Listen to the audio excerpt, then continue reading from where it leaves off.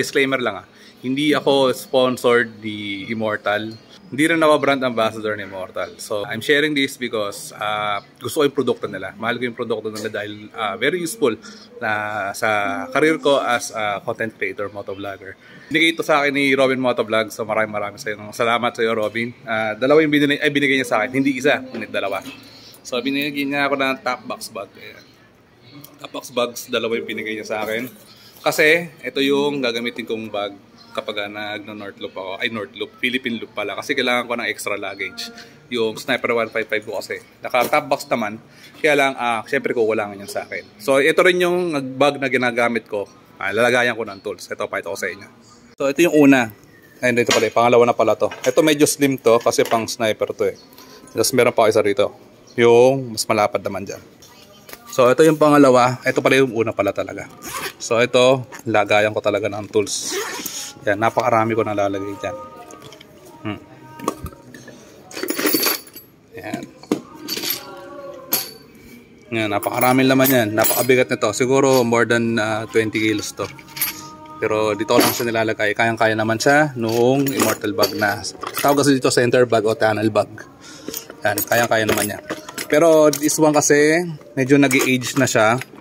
Dahil, ayun, lagi ko itong ginagamit kasi talaga. So may part dito na butas. Ito, itong packet ito, butas na ito eh. Nalaglag na. Ayan o, ito nyo naman, sira-sira na. Ayan, yung mga butas na yan. Ayan. Butas na, kasi kapag natutusok ng mga screwdriver o mga tools na ginalagay ko dito, ayun.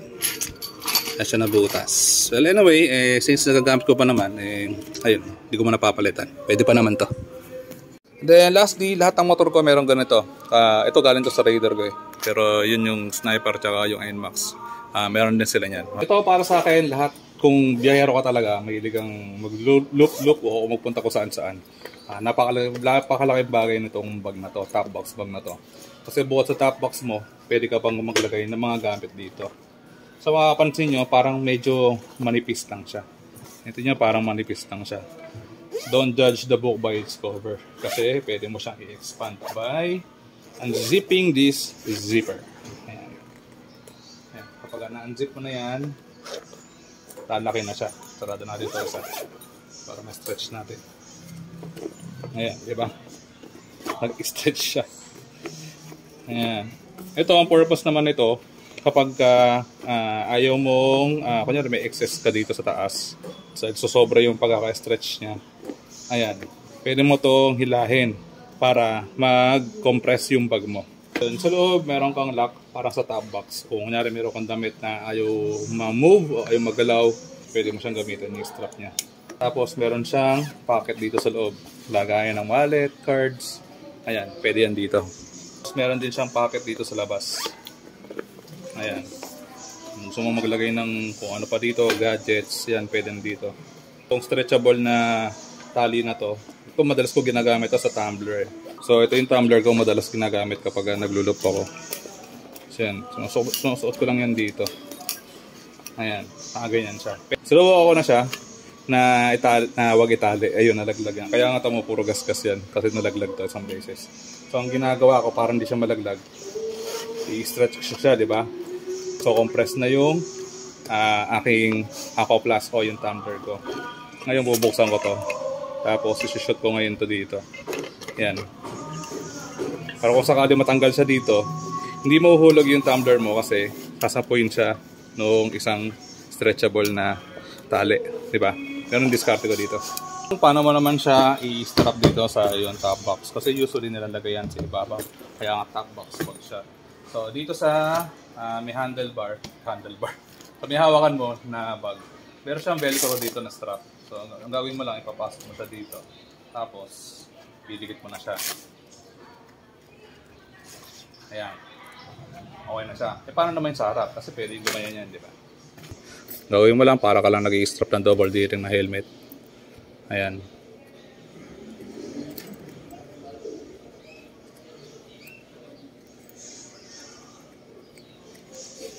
Tapos, ganun din sa kabila. Okay, so yan na. Naka-strap na siya. Bakit ko ngayon kailangan dalawa? Meron naman ako isa dito.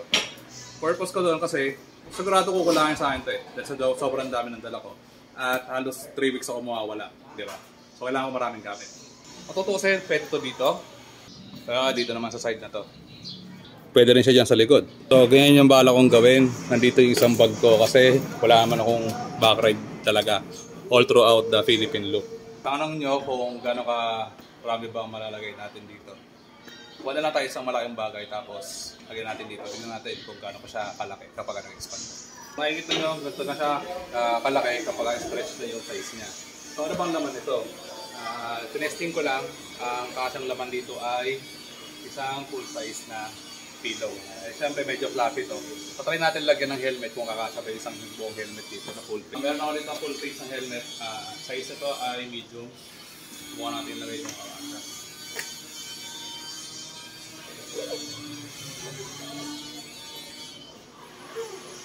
Kasha, di ba? So kung maglalagay ka ng extra lines, kasabari dito yung extra lines kasi may space pa siya. Hindi lahat na-consume. At napaka-useful ng space na madadagdag nito. Kung isa lang, marami ka na madadagdag. What more kung dalawa, di ba? Kaya nasabi ko, hindi ako sponsored or brand ambassador ni Mortal Motobag. Maganda na talaga yung produkto na kaya yun, worth it para i-promote. Yung zipper niya ay may safety feature kung saan pwede ka maglagay ng lock. Ayan, makikita niya may butas dito. Okay? Tapos, bukod sa pagiging top box bag niya, yan. Pwede mo siyang gawing handbag. Tapos, meron din siyang strap for shoulder bag. O kaya, pwede mo siyang gawing sling bag. Diba? Then lastly, paano naman kapag umuulan? Siyempre, meron tayong kasama na rain cover. So, what if kung ganito nakasalaki yung size, diba? Mako-cover kaya. Tignan natin. So, ito lang yung rain cover niya. Kung helmet ang nakalagay, ayan, nako-cover naman most of it ng bag. Meron lang konting mababasa sa mga lower part. Siguro parang bitin. Bitin siya ng konti. Kasi pagka binaba mo dito, umangat naman dito sa kabila. Para sa mga gustong bumili, yung link nito ay nasa comment section.